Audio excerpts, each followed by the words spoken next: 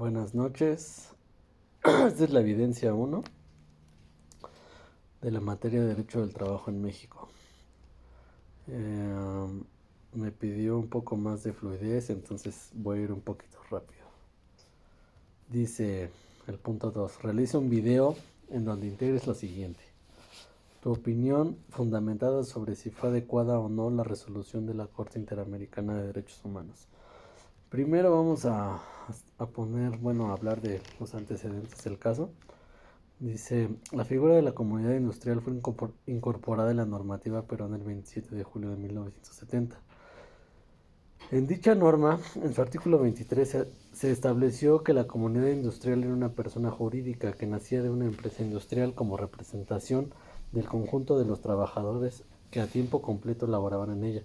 Es una especie de sindicato, pero no es lo mismo. Se describen algunas diferencias en el escrito. Luego dice, la comunidad industrial de una empresa industrial del sector privado reformado estaba conformada por los trabajadores estables que laboraban en ella, los que participan en su propiedad, gestión y utilidades. Luego dice, se constituyó como una persona jurídica de derecho privado cuyos fines eran: 1. Contribuir al establecimiento de formas constructivas de interrelación con la empresa industrial.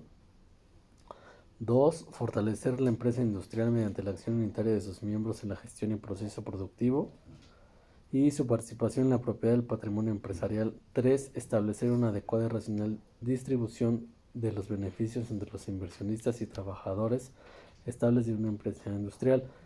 Y 4. Promover la capacitación permanente y el estímulo a la creatividad de los trabajadores de la empresa.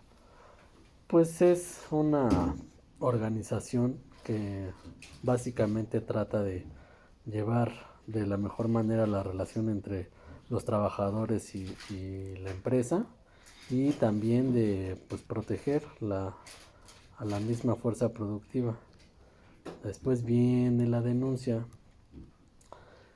El 26 de abril de 1989, Alfredo Lagos del Campo, en su condición de presidente del Comité Electoral de la Comunidad Industrial y delegado pleno ante la Confederación Nacional de Comunidades Industriales, denunció irregularidades en la convocatoria a elecciones de los mismos miembros del Consejo de la Comunidad Industrial y de los representantes de los trabajadores en el directorio de la empresa, a celebrarse el 28 de abril de ese año. Según lo alegado, tales irregularidades se debían a que presuntamente 3 miembros del comité electoral que representaban a los intereses de los patronos convocaron elecciones sin contar con la participación de los miembros de la representación de los trabajadores, con la finalidad de favorecer la elección de una lista promovida por los patronos de la empresa. Bueno, pues ahí estamos viendo que existe una intención por parte de la misma empresa de manejar las elecciones para el consejo y meter a gente de su lado, para defender sus intereses, cosa que no está permitida, evidentemente. Bueno, entonces el 28 de abril de 1989, un grupo de trabajadores presentaron ante la Dirección General de Participación del Ministerio de Industria un escrito impugnando dichas elecciones.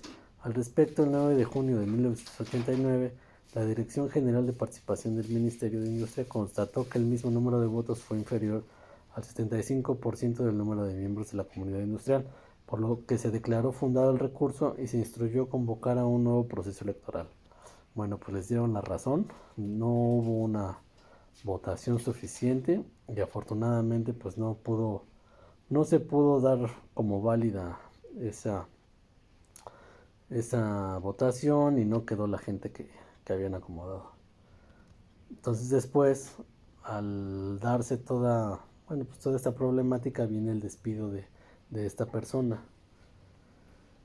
Y dice, el gerente general de la empresa, Ceper Pirelli, consideró que no podía continuar el vínculo laboral con el señor Lagos del Campo.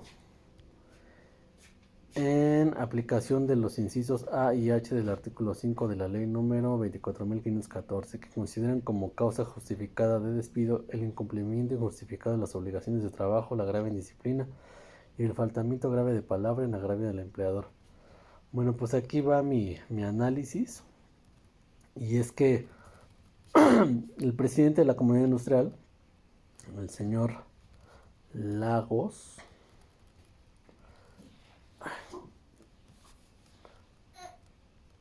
sí, Lagos del Campo, está en todo su derecho de impugnar una elección truqueada o a modo para dar mayor poder y representatividad a los intereses de la parte patronal, y que tiene por objetivo claro de debilitar la representatividad de la fuerza laboral en el Consejo de la Comunidad Industrial. Los argumentos presentados para el despido del señor Lagos del Campo no son infundados, debido a que el señor no ha faltado en sus obligaciones, no ha cometido ningún agravio y tampoco ha incurrido en actos sin disciplina. Por lo tanto, ante la claridad de los hechos, puedo afirmar que esta decisión obedece a la necesidad de quitar del camino a una persona que no representa los intereses patronales y que al contrario sale en defensa de la representatividad en el Consejo de los propios trabajadores. Pues el señor, siento yo que está haciendo su trabajo y pues está asesorando bien, porque está recurriendo a instancias internacionales para defender el mismo Consejo. Entonces, por lo tanto, la resolución de la Comisión Interamericana de Derechos Humanos, en la cual determinó que el despido del señor Lagos del Campo constituyó una injerencia arbitraria en el ejercicio del derecho a la libertad de expresión, es completamente adecuada y acorde a las circunstancias descritas. Es decir, estoy de acuerdo en la resolución de la comisión. Luego dice: explicación de los derechos laborales violentados. Bueno, para la Comisión Interamericana de Derechos Humanos, el Estado es responsable por la violación de los derechos de las garantías judiciales y libertad de expresión, de conformidad con los artículos 8.1 y 13 de la Convención Americana, en relación con los artículos 1.1, 2 y 16.1 del mismo instrumento, en prejuicio del señor Lagos del Campo. Aquí no están explicados los derechos laborales, más bien es una especie de, bueno, no es una especie, es una justificación de derechos humanos, básicamente, porque el artículo 8 habla de garantías judiciales. Dice: en la sustanciación de cualquier acusación penal formulada contra ella o para la determinación de sus derechos y obligaciones de orden civil, laboral, fiscal o de cualquier otro carácter. En este caso la parte es laboral. Pero estamos hablando de un ordenamiento de derechos humanos. El artículo 13 habla de la libertad de pensamiento y de expresión. Eso también tiene que ver, pero no está necesariamente relacionado a lo laboral. El artículo 16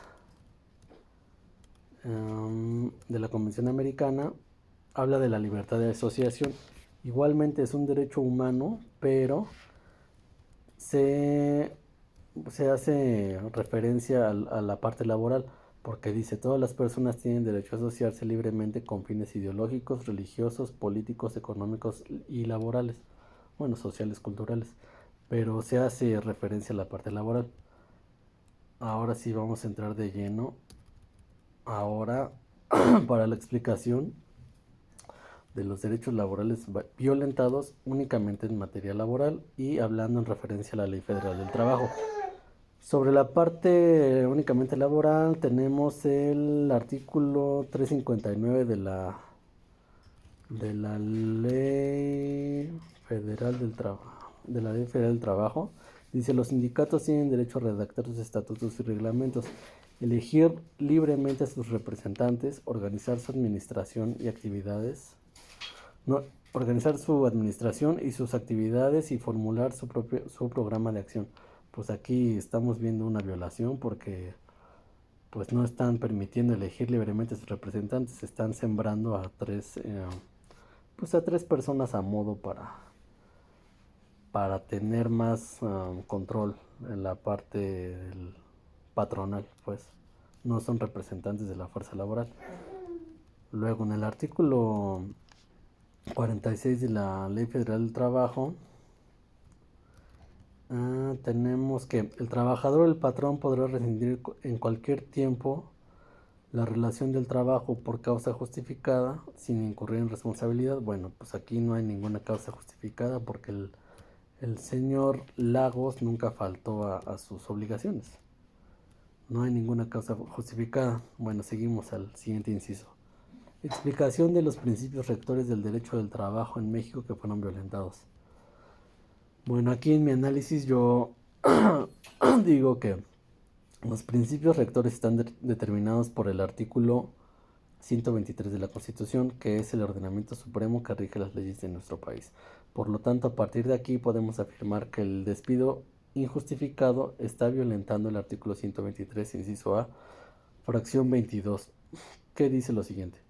Entre los trabajadores, jornaleros, empleados domésticos, artesanos y de una manera general, todo contrato de trabajo, dice, el patrono que despida a un obrero sin causa justificada o por haber ingresado a una asociación o sindicato o por haber tomado parte de una huelga lícita, estará obligado a elección del trabajador a cumplir con el contrato o a indemnizarlo con el importe de 3 meses de salario. Bueno, otro derecho laboral violentado es el de la representatividad de la fuerza laboral en el Consejo de la Comunidad Industrial, el cual está protegido en el mismo artículo 123, inciso A, fracción 22, bis, que dice así.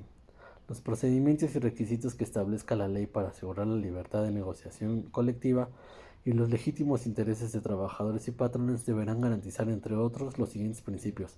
Representatividad de las organizaciones sindicales. Ahí se está violentando porque volvemos a lo mismo. Están tratando de meter a 3 personas a modo para que defiendan los intereses patronales. Luego, en el siguiente inciso dice, detalla qué habría sucedido si el trabajador fuera mexicano. Pues básicamente es lo mismo. Yo creo que igualmente habría iniciado una demanda laboral por despido injustificado y por violentar la elección de representantes en el Consejo de la Comunidad Industrial. Es básicamente lo mismo. Luego dice, indica si tendría la protección de alguna ley o no. Pues tendría la protección de la máxima ley, que es la Constitución, que nos ampara a todos los mexicanos, además de la protección que otorga la Ley Federal del Trabajo. Pues claro que hay protección, ¿no? Y luego en el siguiente inciso, integra los convenios internacionales ratificados por México con la OIT, que es la Organización Internacional del Trabajo, que protegen a los trabajadores si estuviera en el caso del trabajador Lagos del Campo. Bueno, me metí a la página de la OIT, en el apartado de ratificación de los convenios de la OIT, ratificación por país, luego en la parte de México dice, tenemos 81 convenios como país con esta organización, de los cuales son 8 fundamentales, 1 de gobernanza o prioritario y 72 técnicos. Bueno, pues ahí están, 81 convenios que existen.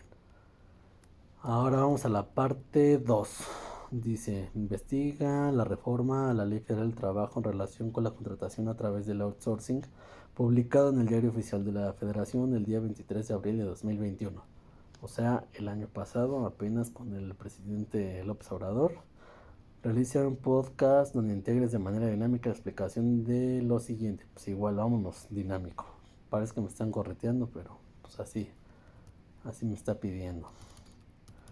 Dice, la contratación a través del outsourcing. Artículo 12. Queda prohibida la contratación de personal, o en inglés outsourcing, entendiéndose esta cuando una persona física o moral proporciona o pone a disposición trabajadores propios en beneficio de otra.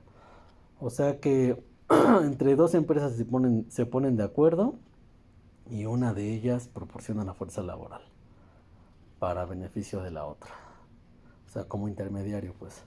Las agencias de empleo intermediarias que intervienen en el proceso de contratación de personal podrán participar en el reclutamiento, selección, entrenamiento y capacitación, entre otros. O sea, nada más para selección, para contratación. Estas no se consideran patrones, ya que este carácter lo tiene que se beneficia de los servicios.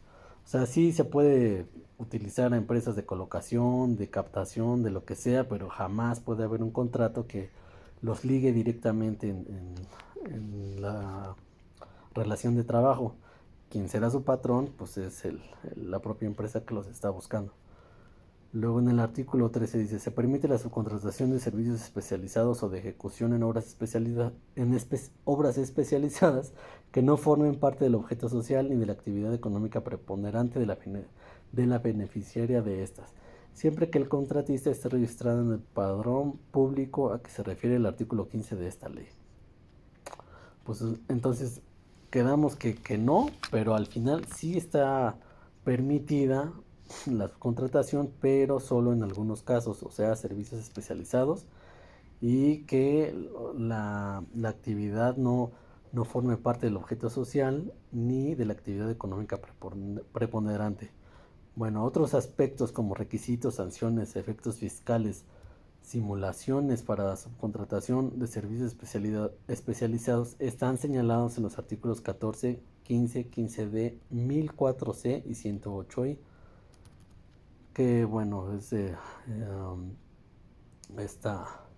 pues estos cambios a la Ley Federal del Trabajo del 23 de abril de 2021.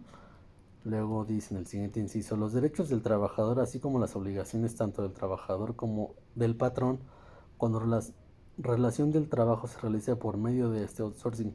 Ya quedamos que no existe outsourcing, pero solo en algunos casos es permitido. El outsourcing no está permitido como tal en la legislación mexicana. Existe únicamente un modo de subcontratación que es permitido en la Ley Federal del Trabajo, que es la subcontratación de servicios especializados. La misma legislación establece en el artículo 15A que este tipo de subcontratación debe de cumplir con las condiciones y requisitos de la Ley Federal del Trabajo, es decir, las obligaciones y derechos de cualquier relación laboral normal, o sea, de una contratación directa. Siguiente inciso, dice, las consecuencias que se tendrían si el patrón no respetara lo establecido en la ley y no otorgara a los trabajadores las condiciones laborales establecidas en la misma. Al igual que en una relación laboral de contratación directa, la subcontratación de servicios especializados tiene las mismas consecuencias si no se proporcionan las condiciones laborales, que es en última instancia la rescisión de la relación de trabajo según lo dispuesto en el artículo 51 de la Ley Federal del Trabajo. Es decir, si no están determinados, si no están dadas las condiciones de trabajo, pues se termina la relación laboral. Luego, siguiente inciso. No. Antes de eso, hay que señalar aquí.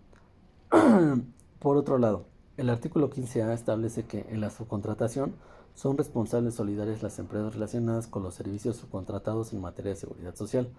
Es decir, en este pequeño apartado donde sí se puede dar la subcontratación por servicios especializados, ambas empresas se relacionan o se obligan como responsables solidarias para otorgar la seguridad social a los trabajadores. La ley federal obliga a ambas a cumplir con esa parte. Y por último, las sanciones para el patrón en caso de que no cumpliera con los requisitos establecidos para outsourcing. El artículo 1004-C dice así: a quien realice su contratación de personal a que se refiere el artículo 12 de esta ley, así como las personas físicas o morales que presten servicios de subcontratación sin contar con el registro correspondiente, porque el registro correspondiente habla de una serie de requisitos puntuales y bien específicos para poder ejercer este tipo de subcontratación. Dice, conforme a lo establecido a los artículos 14 y 15 de esta ley, se le impondrá una multa de 2,000 a 50,000 veces la unidad de medida y actualización. Bueno, pues ahí está la sanción, que es básicamente económica y pues que se va de lleno contra las personas que no cumplen los requisitos. Bueno, pues es todo. Muchas gracias.